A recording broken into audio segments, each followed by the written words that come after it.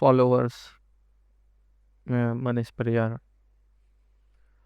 आज मैं बैठकर कुछ बहुत ज़्यादा एक गहरी बात सोच रहा था कि दुनिया के अंदर सब लोगों को पता है कि सब मोह माया है, और क्या सही है क्या गलत है हर कोई अंदर से जानता है। बट क्या मजबूरी रहती है हर किसी की कि जानते हुए भी वो वही काम करता है जो कि नहीं करना चाहता है।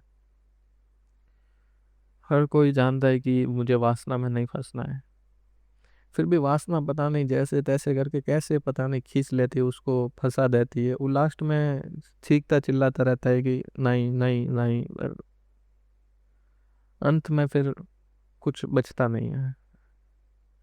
फिर से वही कि बस अब कल से मैं सुधर जाऊंगा, फिर कल आते ही फिर और कल से सुधर जाऊंगा। कोई भी है कि लालच का कभी कोई अंत नहीं होता। सब जानते हैं कि एक दिन मरना ही है, फिर भी पता नहीं क्यों दौड़ते रहते हैं कि मुझे ये करना है ये करना है। जी जी कर अपने के लिए नहीं जीते हैं, सब समाज के लिए जीते हैं कि कोई और मेरे बारे में क्या सोचेगा।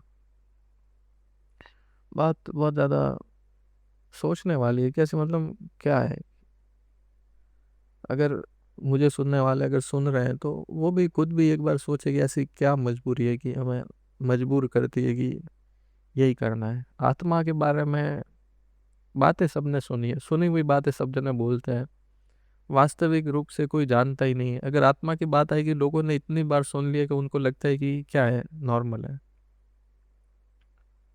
और वास्तविक रूप से आत्मा को कोई गहराई से कोई जानता ही नहीं है। आत्मा को सब जन ऐसा मानते कि कोई ऑब्जेक्ट है या फिर कोई चीज है जो कि शरीर मर जाता है उसके बाद इस दुनिया के अंदर घूमती है। पर वास्तविकता ये नहीं जानते कि पूरी दुनिया आत्मा के अंदर है। आत्मा कोई दुनिया के अंदर नहीं घूमती है, ये तो भगवान की ऐसी शक्ति है कि शरीर के अंदर, आत्मा के अंदर शरीर होते हुए भी वो शरीर के अंदर प्रकाशित हुई हुई लगती है। पर वास्तविकता इसकी उल्टी है। लोगों को लगता है कि कोई आसमान में कोई तैरने वाली चीज है कि आत्मा है। कोई ऐसे बहुत जने मानते हैं कि कोई धुएं जैसी चीज है। लोगों को लगता है कि कोई हवा जैसी है। किसी को ऐसा लगता है कि एक बार किसी को कांच में बंद कर दिया। पहले ऐसा एक्सपेरिमेंट बहुत सुनने में मिला था कि किसी को कांच में बंद कर दिया, वो मर गया तो उसकी आत्मा बाहर निकलने लगी तो कांच टूट गया। कैसी बेवकूफों जैसी बातें हैं। आत्मा का कांच से क्या लेना देना? आत्मा कोई हवा है क्या जो कांच के अंदर बंद होगी फिर उसको कांच को तोड़ के बाहर निकलेगी? ये मोटी बुद्धि वालों की बात है कि दिमाग में ये बातें घुसती नहीं है। पर एक बार और गहराई से सोचा जाए, अगर वास्तविक रूप में भी सोचा जाए, हम अंदर से जानते हैं कि हमें ये चीज़ें नहीं करनी है, फिर भी करने के लिए हम ही खुद को मजबूर करते हैं कि हमें ये चीज़ करनी है, और करने के बाद भी दुख भी हम ही मनाते हैं कि हमें यह नहीं करना था। ऐसी क्या मजबूरी है अंदर, ऐसा क्या हो रहा है अंदर कि वो हमें इस तरह से कंफ्यूज करता है? फिर लास्ट में हम कंफ्यूज ही रहते हैं कि हमें क्या करना है क्या नहीं करना है। और ऐसा लगता है कि पूरा जीवन कंफ्यूज्ड है, कुछ समझ में नहीं आता है। ऐसी परिस्थिति मैंने भी अपने जीवन में बहुत बार महसूस की है कि सच क्या है झूठ क्या है कुछ समझ ही नहीं आता।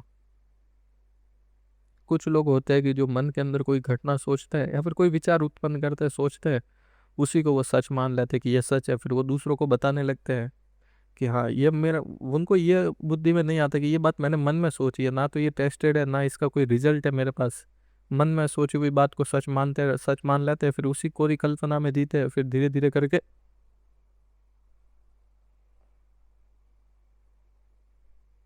उसी कल्पना में जीते रहते हैं। पर इस वास्तविक बात को अंदर से वो नहीं जानते। और कई बार जीवन में लोग सोचते हैं कि जो हम मन में सोचते हैं, जो मन से सोचते हैं वही जीवन में होता है। जैसे बहुत जनों ने देवी देवताओं को नहीं देखा, नहीं भगवान को देखा है, तो उनके बारे में कुछ भी धारणा करते हैं। अगर वो बातें उनको सच होती हुई दिखती है, कुछ लगता है कि इसके कुछ हमें परिणाम मिले, तो ऐसा मानने लगते हैं कि जो हमने मन में सोचा जो हमने देखा वो सच है। वास्तविकता और धारणा और मन में सोची हुई बात, इनके बीच में वो भेद ही नहीं कर पाते। और ये जो मैं बातें बोल रहा हूँ ये भी बहुत कम जनों को समझ में आ रही होगी, जो इस स्तर पर पहुंचे हुए होंगे, जिनको ऐसा जिन्होंने सोचा होगा।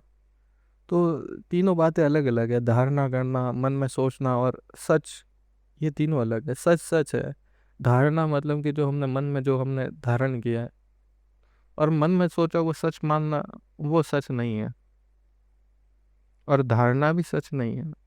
तो हम सच का पता कैसे लगेगा? क्या हमको इंद्रियों से चीज उसको महसूस करे तो क्या वो सच होगा,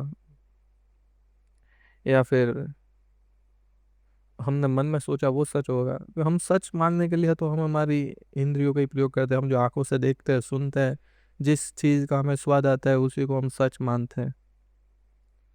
तो वास्तविक रूप में क्या सच है? तो अगर मेरी माने, अगर मैं सोचता हूँ कि सच वो है जो कि बदलता नहीं है, झूठ है वो बदलता रहता है। जैसे कि प्रकृति का नियम है कि प्रकृति हर क्षण क्षण बदलेगी, तो प्रकृति छला हुआ है, धोखा है। सच आत्मा है कि जो बदलता नहीं है, जो कि हमेशा है, नित्य है, ना तो जिसके अंदर कोई रोग है, ना ही कोई विकार है। वो निरंतर जो सत्य है वही सच है, क्योंकि झूठ है वही बदलता है, सच कभी नहीं बदलता। अगर आत्मा की बात भी है तो भी आत्मा मन से सोची नहीं जा सकती, ना ही उसके ऊपर विचार किया जा सकता है, क्योंकि इंद्रियों से वो महसूस नहीं की जा सकती। अगर हर किसी को आत्मा अपने शरीर में महसूस होती तो हर कोई अपने पुनर्जन्म को जानता, पिछले जन्म को हर कोई जानता, हर किसी के पास अपने पिछले जन्मों की सारी यादें होती, कोई भी माया के अंदर फंसता ही नहीं। पर वास्तविकता तो ये है कि कोई वास्तविक रूप से जानता नहीं है। सब जने जानने का दिखावा जरूर करते हैं, पर हकीकत इसकी बहुत उल्टा है। जितने भी अभी अभी के समय में बोल रहा हूँ, जितने भी बाबा है, साधु, जो बनने की कोशिश करते हैं, आत्मा की बात जरूर करेंगे, पर आत्मा के बारे में कुछ भी नहीं पता उन्हें। ना कोई वास्तविकता पता है, ना कुछ नहीं पता। आत्मा को तो वो एक ऑब्जेक्ट मानते हैं, और आत्मा को ही वो कॉन्शियसनेस मानते हैं कि कॉन्शियसनेस है वही आत्मा है। पर वास्तविक रूप में तो कॉन्शियसनेस भी एक थर्ड पर्सन हो जाता है। जैसे एक एग्जाम्पल से बताता हूँ, अगर हम सपना देख रहे हैं तो सपने के अंदर हम जब खुद को देखते हैं, तो हम, ऐसा नहीं है कि हम खुद की आंखों से खुद मतलब सब कुछ देख रहे होते सपने में, हम खुद को भी थर्ड एंगल से देख रहे होते सपने में। बात बहुत गहरी है। एक बात ध्यान से सोचना कि अगर सपना चल रहा है, हम सपने में हैं, तो क्या हम हमारी खुद की आंखों से दुनिया को देखते हैं सपने के अंदर?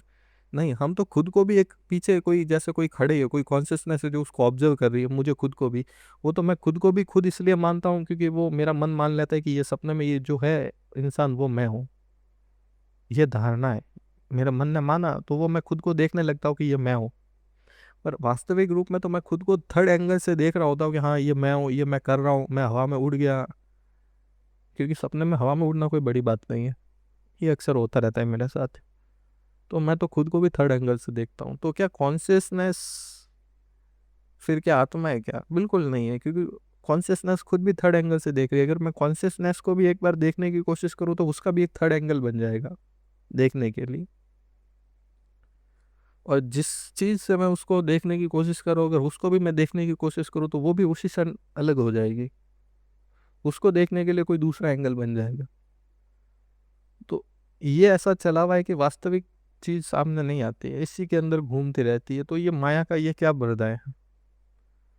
आज का टॉपिक ही माया के ऊपर है कि ये माया क्या है, मतलब इसको वास्तविक रूप में कैसे जाना जाए। तो अगर मेरी माने तो ये प्रकृति ऐसी है ना कि इसका काम ऐसा है कि ये कोई भी चीज़ छुपा नहीं सकती, ना कोई चीज़ ये नष्ट कर सकती है, ना ही कोई चीज़ छुपा सकती है। नष्ट करने का मतलब है कि कोई भी ऊर्जा नष्ट नहीं होती है, ऊर्जा हमेशा से जितनी है उतनी है। कभी ऐसा नहीं है कि मैं किसी ऊर्जा को नष्ट करने की कोशिश करूँ और वो नष्ट हो जाए। वो नष्ट नहीं होती, वो अपना रूप बदल लेगी। अगर तुम किसी लकड़ी को जलाओगे तो आग बनेगी, गर्मी के रूप में वो ऊर्जा निकल जाएगी, पर वो ऊर्जा नष्ट नहीं हुई है, वो इसी प्रकृति के अंदर है। बिल्कुल ऐसा ही है, प्रकृति है वो खुद को छुपा नहीं सकती। अगर तुम उसे ऑब्जर्व करने लग जाओ तो वो सामने आ जाती है। जैसे ये बहुत एक गहरी बात है। अगर क्वांटम लेवल पर देखा जाए, आजकल जो क्वांटम कंप्यूटर यूज़ होते हैं जिसके अंदर क्यूबिट यूज़ होती है, क्यूबिट एक ऐसी चीज़ है कि जिसके अंदर 0 और 1 दोनों एक साथ होते हैं। जो एक साथ होना है उसे सुपरपोजिशन कहते हैं। अगर उसके अंदर तुम क्यूबिट को अगर ऑब्जर्व करने लग जाओ, अगर देखने लग जाओ कि इसके अंदर क्या है, तो 0 या 1 दोनों में से तुम्हें कोई भी एक चीज़ दिखेगी। तो अगर प्रकृति को देखा जाए तो प्रकृति खुद को रिवील कर देती है, इससे ये बात पता चलती है। इससे तुम हमारे शरीर के अंदर भी देख सकते हो। अगर कोई भी हमारे मूलाधार चक्र की ओर, मतलब कोई भी हो, हमें कोई कहीं पर भी देखे, अगर कोई भी हमें देख रहा है, जैसे मान लो कि कोई मुझे लड़का देख रहा है, तो उससे मेरे ऊपर इतना इफेक्ट नहीं पड़ेगा, पर इफेक्ट पड़ेगा, इतना नहीं पड़ेगा। अगर कोई लड़की देख रही है तो अचानक से मेरी सारी इंद्रिय वगैरह सब एकदम एक्टिव फॉर्म में आ जाएगी। हाँ, मुझे कोई देख रहा है, एक अंदर एक प्रभाव पड़ता है। अगर मैं भी किसी को देख रहा हूँ तो अचानक से पीछे से देख रहा हूँ, उसको अचानक से पता लगेगा कि ये मुझे देख रहा है। मेरी आंखें पीछे नहीं थी, फिर भी शरीर को आभास हो जाएगा कि ये मुझे देख रहा है। तो वो क्या है? यही तो प्रकृति है। वो कोलैप्स हो जाती है इंस्टेंटली। इसको हम प्रैक्टिकल करके भी देख सकते हैं। वो अचानक से कोलैप्स हो जाएगी, उसकी वास्तविकता वो सामने लाने की कोशिश करेगी। प्रकृति चीजें छुपा नहीं सकती, वो वास्तविकता सामने लाती है।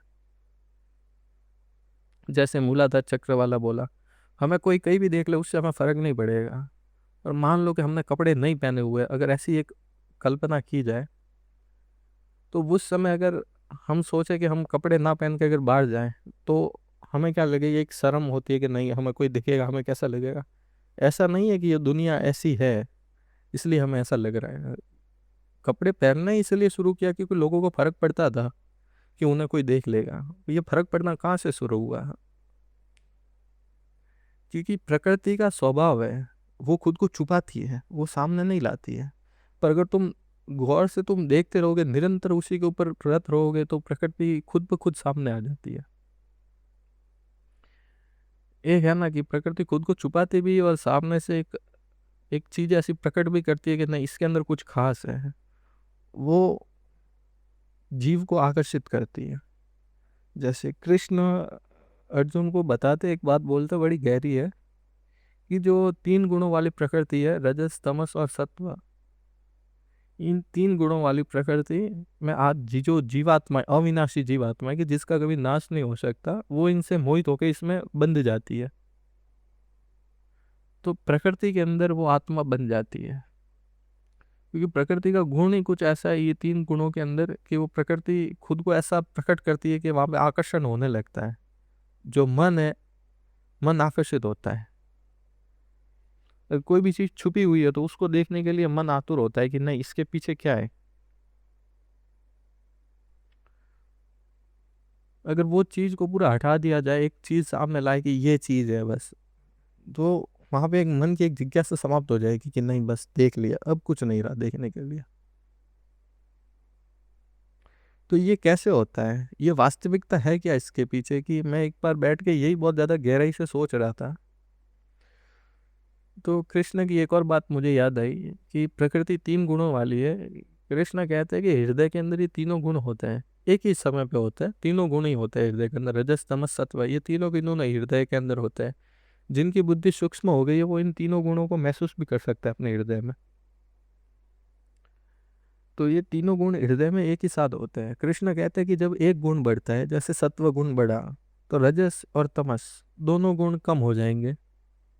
या फिर कह सकते हैं कि दोनों गुण छुप जाएंगे, सत्व गुण के पीछे छुप जाएंगे। प्रकृति की ये बात बहुत गहरी, इस बात को ध्यान से समझना। आगे और एक्सप्लेन करता हूँ कि अगर सत्व गुण बढ़ा तो रजस और तमस इसके पीछे छुप जाएंगे। अगर रजस गुण बढ़ा तो सत्व और तमस दोनों रजस के पीछे छुप जाएंगे। अगर तमस बढ़ा तो सत्व और रजस दोनों तमस के पीछे छुप जाएंगे। जैसे ही तमस कम हुआ, वैसे ही कोई दूसरा गुण हावी हो जाएगा और सत्व या फिर तमस जो भी है वो रजस के पीछे छुप जाएंगे। मतलब एक समय पे एक ही गुण होता है। जैसे क्यूबिट को देख लो, उसको अगर ऑब्जर्व किया जाए तो एक समय पे एक ही आपको मिलेगी कोलैप्स होने के बाद। वैसे एक समय पे एक ही गुण होता है, दोनों गुण उसके पीछे छुप जाते हैं। ये प्रकृति की सबसे महान शक्ति है। इसके कारण ही पूरी माया बनती है कि एक के अंदर दो को समा लेना। क्योंकि जो आत्मा है वो एक है, वो कभी दो थी ही नहीं। जो परमात्मा है वो भी एक है, वो कभी दो नहीं था। पर जो प्रकृति का जो ये चला हुआ है, जो चीजें ना होते हुए भी उनको प्रकट करना, जैसे कि तीन गुण है, वास्तविक रूप में एक ही गुण होता है, दोनों गुण सिर्फ प्रकट होते हैं जब कोई नहीं देख रहा होता है। जब ना देखना, ऑब्जर्व ना करना, तो प्रकृति छलावा करने लगती है। अगर देखा जाए तो प्रकृति का छलावा समाप्त हो जाता है, प्रकृति खुद को रिवील कर देती है।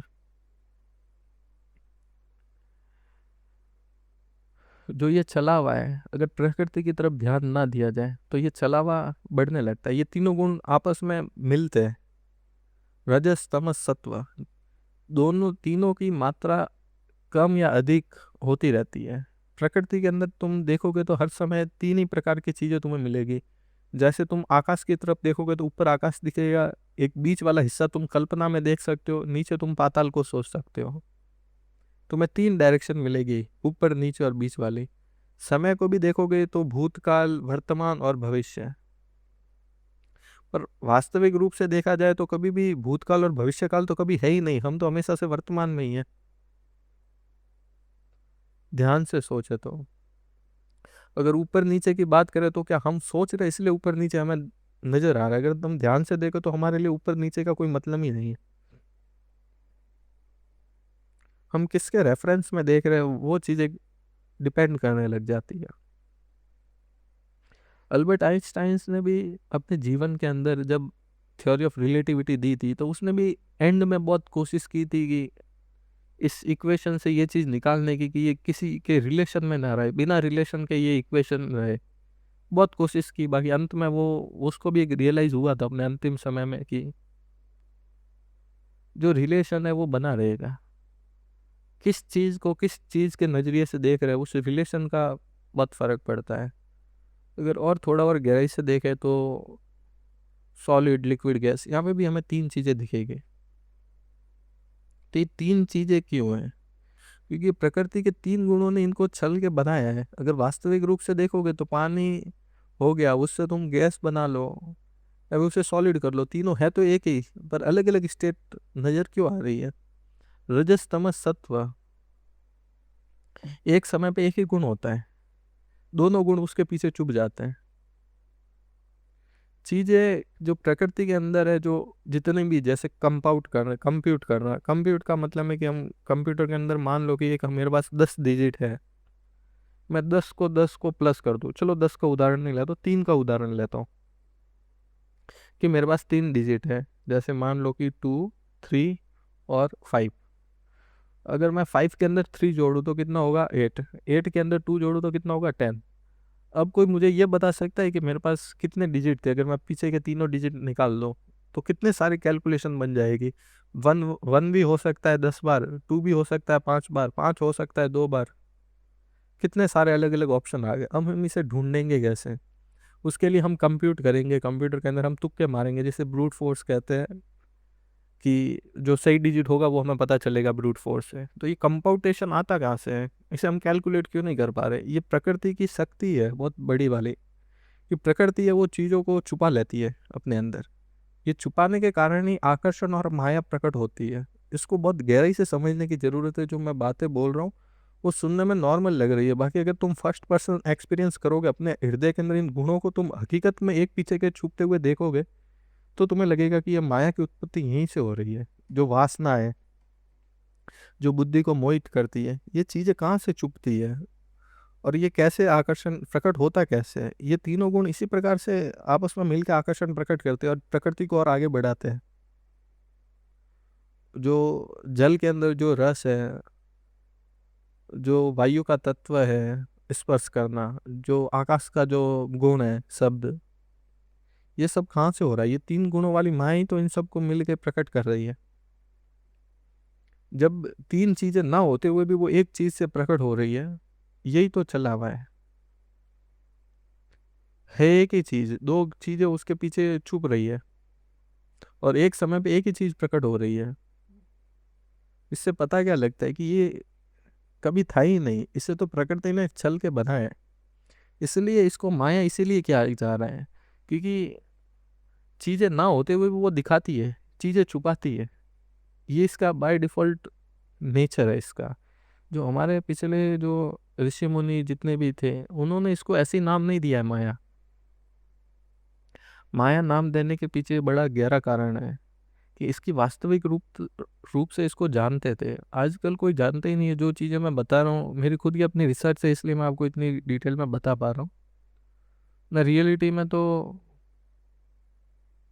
तुम कहानियाँ ही सुनोगे यहाँ पे कि इसका जन्म इस तरह से हुआ था, इसका जन्म इस तरह से हुआ था, इन्होंने ये लीला की थी। उससे तुम्हारे जीवन में कोई खास फर्क नहीं पड़ेगा। अगर तुम उस लीला के पीछे की साइंस को समझोगे तो तुम्हारा जीवन जरूर बदलेगा। तुम खुद को लीलाओं के अंदर देखने लगोगे। ये बिल्कुल ऐसा ही है कि तुम एक मूवी देख रहे हो जिसके अंदर लव स्टोरी चल रही है, तुम खुद को इमेजिन करने लग जाते हो कि यहाँ पे हीरो मैं हूँ, हीरोइन ये रह जाएगी, फिर हमारी लव स्टोरी आगे बढ़ेगी। उससे कोई बेनिफिट नहीं है। तुम्हें उसके पीछे की साइंस देखनी चाहिए। अगर तुम कृष्ण को जानना चाहते हो तो तुम्हें कृष्ण की लीलाओं के पीछे की साइंस समझनी चाहिए। तुम लीलाओं के अंदर खुद की जीवन को जोड़ने लग जाओगे और कंपेयर करने लग जाओगे तो तुम खुद को ही बेवकूफ बना रहे हो। मैंने एग्जाम्पल दे के भी समझाया कि इस तरह से बेवकूफ बन रहे हो। प्रकृति का गुण ही ऐसा है कि वो आकर्षण करती है। तो प्रकृति इसी प्रकार से, ये तीन गुणों वाली माया अलग अलग समय पे अलग अलग चीजें प्रकट करती है। तीनों गुण एक ही है, एक होते हुए भी अलग अलग प्रकट हो जाते हैं। जब हृदय के अंदर सत्व गुण होता है तो रजस और तमस दोनों घट जाते हैं, दोनों सत्व के अंदर समा जाते हैं। एक समय पे एक ही गुण होता है। फिर भी तीनों गुण आपस में कम ज्यादा होते रहते हैं। ये जो कम ज्यादा होना ही आकर्षण प्रकट करते हैं और जीवात्मा को बांधते हैं। और यही अलग अलग प्रकार के अलग अलग कॉम्बिनेशन, इनका बहुत कॉम्बिनेशन बनता है अलग अलग प्रकार से। इनके सैकड़ों हजारों जितने अनगिनत कॉम्बिनेशन बनते हैं। इन कॉम्बिनेशन के कारण ही प्रकृति की उत्पत्ति होती है और प्रकृति आगे बढ़ती है। समय का होना, आग का जलना, आकाश का होना, जितनी भी तुम चीजें देखो सब इन कॉम्बिनेशन के कारण ही होती है। बहुत गहरी चीज है, बहुत ज्यादा गहरी है ये। तुम अगर अपनी बुद्धि सूक्ष्म करोगे ध्यान करके तो इस चीज को तुम वास्तविक रूप में अपने हृदय में देख पाओगे। और जब तुम इस वास्तविकता को देखोगे तो तुम अपने प्रत्यक्ष, तुम खुद इसको साक्षी भाव से देख पाओगे कि ये माया किस प्रकार से आकर्षण उत्पन्न करती है और किस प्रकार से हमें बांधती है। कृष्ण की एक बात और मैंने ध्यान दी थी कि कृष्ण कहते हैं कि जो तप करते हैं, कर्म, तप, दान, पुण्य, ये जो भी करते हैं, पुण्य गलत बोल दिया, जो तप करते हैं, दान करते हैं और अपने कर्तव्यों का पालन करते हैं, उनको उनके जो कर्म करते हैं उनसे फल की इच्छा नहीं रखनी चाहिए। बाकी ये सारे सतोगुणी कर्म है, इनको करना चाहिए। इससे ये होता है कि जो ज्ञान है वो बढ़ने लगता है। जो ज्ञान बढ़ने से क्या होता है कि तुम्हें ये ज्ञान आता है, माया का ज्ञान। अभी मैं माया के अंदर बंधा हुआ हूँ, फिर भी मुझे माया का ज्ञान कैसे प्राप्त होगा? क्योंकि अगर आत्मा प्रकाशित होगी, सतोगुण से आत्मा प्रकाशित होती है। अगर सतोगुण बढ़ा रहे तुम्हारे हृदय के अंदर, रजस और तमस दोनों गुण घटे रहे, तो आत्मा प्रकाशित होने लगती है। तो तुम्हें माया का ज्ञान भी प्राप्त होता है कि माया किस प्रकार से है। तुम खुद के एंगल से ही माया को देखने लगोगे। कि जब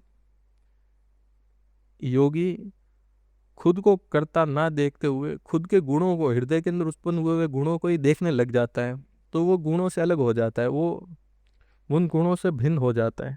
वो गुणों को ही देखने लगता है। वो एक थर्ड एंगल में आ जाता है, साक्षी भाव में। अब साक्षी भाव क्या है कि तुमने कभी सपने में हमेशा खुद को ही देखा है करते हुए। बाकी एक तुम ध्यान से देखना कि सपने में तुम कभी होते ही नहीं हो वहां पे। सपने के अंदर तुम खुद को थर्ड एंगल से देखते हो। अगर तुम्हारे सपने में भी तुम खुद के साक्षी भाव में आ जाओ कि मैं खुद को थर्ड एंगल से देख रहा हूँ, हमेशा ऐसा ही सपना रहे, तो तुम समझना कि तुम ज्ञानी हो गए हो। गलती से ऐसा सपना आ जाए तो ऐसा नहीं बोल रहा हूँ, अगर हमेशा ऐसा हो तो तुम ज्ञानी हो गए हो। मैं जो बोल रहा हूँ वो सारे मेरे खुद के एक्सपेरिमेंट है, इसलिए जितना मुझे समझ में आ रहा है उतना मैं समझ के बोल रहा हूँ। और अगर इसको और ज़्यादा गहराई में सोचे, जो साक्ष्य भाव है उसको तुम मन के अंदर भी देख सकते हो। अगर तुम अपने शरीर के अंदर अपनी जो तुम्हारी इस कॉन्शियसनेस है उसको तुम किसी एक हिस्से पर लेकर जाने की कोशिश करो, जैसे तुम श्वास पे ध्यान दे रहे हो, तो एक श्वास के एक छोटे से बिंदु पे कि वो कौन सा बिंदु है जहाँ पे श्वास सबसे पहले टकरा रही है और वहां से टकरा के बाहर निकलती है, या फिर ऐसा कौन सा बिंदु है जहाँ से श्वास अंदर जाती है सबसे पहले वहां पे टकराती है। तुम छोटे से छोटे बिंदु पे भी ऐसे ध्यान दे सकते हो।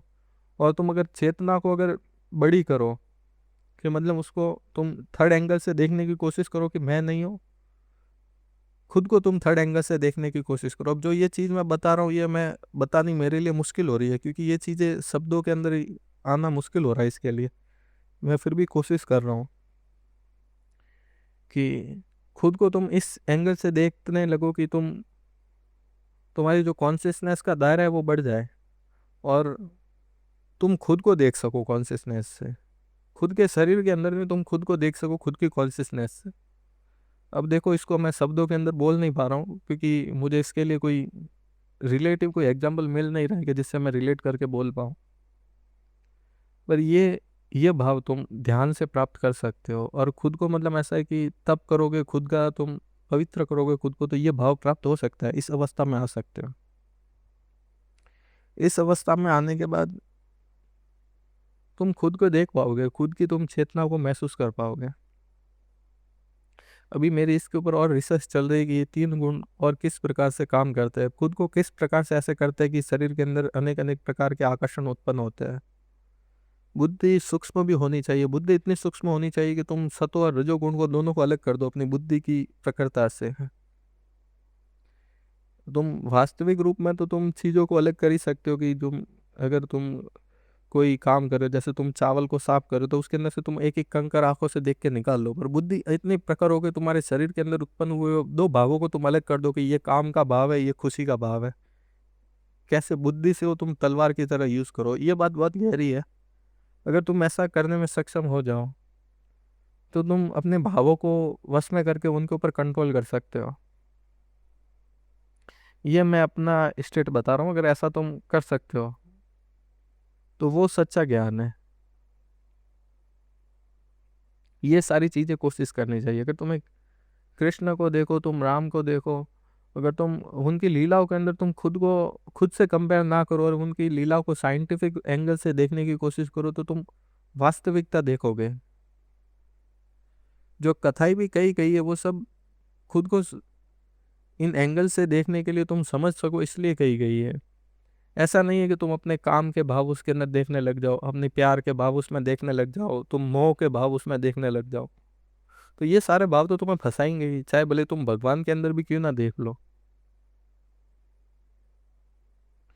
उसका कोई रिजल्ट नहीं मिलेगा। तुम्हें अगर सही में जानना है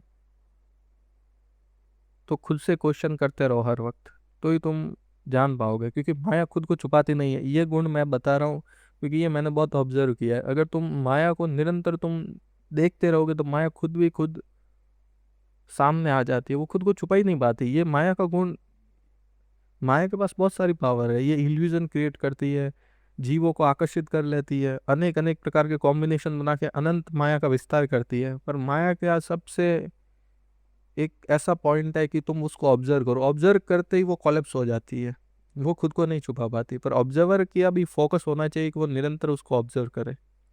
और फोकस से बड़ी चीज है स्टेबिलिटी। ऐसा मैं क्यों बोल रहा हूँ, क्योंकि मान लो कि अगर मैं तुम्हें बोलूँ कि तुम पानी के अंदर देखो कि वो मछली जा रही है, उस मछली पे ध्यान रखो। अगर पानी के अंदर बहुत सारी लहरें हैं तो वो पानी इधर इधर होगा तो तुम मछली को देख नहीं पाओगे, तुम्हें निरंतर बार बार देखना पड़ेगा कहाँ पे गई मछली, कहाँ पर गई। पर अगर पानी एकदम स्थिर हो तो तुम्हें ध्यान कहीं पे लगाने की जरूरत ही नहीं है, तुम्हें साफ मछली मछली ही दिखाई देगी, तुम्हें पानी की ध्यान लगाने की जरूरत ही नहीं, तुम्हें पानी पे ध्यान ही नहीं देना पड़ेगा। वैसे ही अगर तुम्हारा शरीर स्टेबल है तो फोकस ऑटोमेटिक आ जाएगा। स्टेबिलिटी के लिए ही तुम खुद के ऊपर ध्यान करो, खुद से क्वेश्चन करो, सेल्फ क्वेश्चन करो, तो धीरे धीरे करके अंदर के सारे विकार समाप्त होंगे। तो स्टेबिलिटी अपने आप बन जाएगी। जब स्टेबिलिटी होगी तो ऑटोमेटिक ही फोकस बनेगा, तुम्हारी जो बुद्धि है वो खुद ही खुद तीनों गुणों को देखने लगेगी। जब देखने लगेगी तो ये ऑटोमेटिक ही कोलैप्स हो जाएंगे।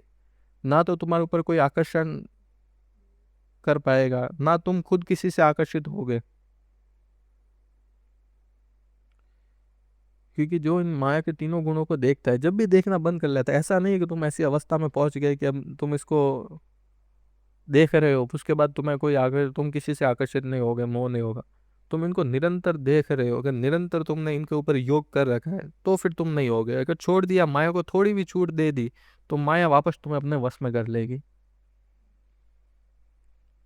तो इसको समझना बहुत गहरी बात है और बहुत लंबी साधना है। और जिसके मन और बुद्धि के अंदर सही में जानने की जिज्ञासा हो, वही जान पाता है। इसीलिए कृष्ण कहते हैं कि अभ्यास और वैराग्य, ये दो चीजों के कारण ही योगी खुद को जान पाता है। अभ्यास तो इसीलिए क्योंकि तुम थोड़ी भी छूट दो तो माया वापस वैसी पहले जैसी हो जाती है, चाहे कैसे भी क्यों ना हो, तुम कैसी भी अवस्था में क्यों ना पहुंचे हो। थोड़ी भी छूट दे दो माया को, तुम वापस तुम्हें काम वासना में घेर के तुम्हें ऐसा गिराएगी तुम्हें पता भी नहीं चलेगा, या फिर ऐसे अहंकार के भाव में ला लेगी कि तुम समझ ही नहीं पाओगे खुद को। और वैराग्य इसलिए कि जब तक तुम खुद को क्वेश्चन नहीं पूछोगे, पूछोगे नहीं कि मैं क्यों हूँ, मेरे होने का कारण क्या है, अगर एक दिन मुझे मरना ही है तो ये सब मैं क्यों कर रहा हूँ, जब तक तुम वास्तविक रूप में माया को कोलैप्स कर ही नहीं पाओगे। क्योंकि अगर तुम माया को कोलैप्स करने के लिए ही वैराग्य की जरूरत है। जो पुरानी बात है, ये जो वैराग्य वगैरह की गई है, ये बहुत ऊपर से की गई है, मतलब बहुत एक ऊपर ऊपर से बताई गई है। इनको बहुत ज्यादा अंदर से गहराई से साइंटिफिक रूप से कई शास्त्रों वगैरह में नहीं बताया गया, क्योंकि पहले के जो लोगों की कॉन्शियसनेस बहुत हाई होती थी। हाई कॉन्शियसनेस वाले लोगों को अगर एक सिंपल बात बताई जाए तो वो गहराई से समझ जाते थे। आज लोगों की कॉन्शियसनेस गिर गई है, तो इसलिए उनको गहराई से नहीं बताई जाए बात तब तक समझ में नहीं आएगी। कि पहले साधारण रूप से बताई हुई बात भी लोग गहराई से समझ लेते थे, क्योंकि कॉन्शियसनेस बहुत हाई होती थी। अगर तुम कोई बात देवताओं को बताओगे तो उनको ज़्यादा समझ में आएगी, क्योंकि उन्हें सब प्रकार का ज्ञान होता है। अगर बात तुम किसी नॉर्मल इंसान को तुम समझाओगे कि कंप्यूटर के अंदर प्रोग्रामिंग करनी है, तो उसे वो भी समझ नहीं आएगी, कि उसे ज्ञान ही नहीं, उसने कंप्यूटर के उसने वेबसाइट चलाई है, कभी वेबसाइट बनाई नहीं है। अगर तुम कोई डेवलपर है, उसे तुम बात करोगे हम मुझे इस प्रकार की वेबसाइट बनाए, उसे तुम नॉर्मल तरीके से समझाओगे ऐसे ऐसे वेबसाइट चाहिए, वो समझ जाएगा कि उसके, क्योंकि उसने पहले पीछे की ये सारी बैकएंड वो जानता है, उसने बना रखी है। इसीलिए पहले की कॉन्शियसनेस बहुत हाई होती थी, वो जानते थे अपने अंदर के सारे गुणों वगैरह, तो इसलिए साधारण की हुई बात भी बहुत गहरी हो गई है आज के लिए, क्योंकि आज की कॉन्शियसनेस गिरने के कारण बात को बहुत गहराई से समझनी पड़ती है।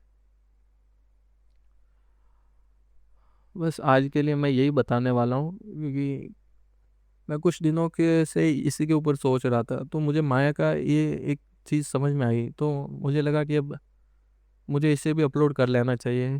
क्योंकि आगे हो सकता है कि लोगों को इससे हेल्प मिले, कि जरूरी नहीं है मैं तो हर वक्त यहाँ पे रहूँगा नहीं रहूँगा, सब जने आते जाते रहते हैं, बट जिनको ज़रूरत होगी वो सही में इसको देखेंगे।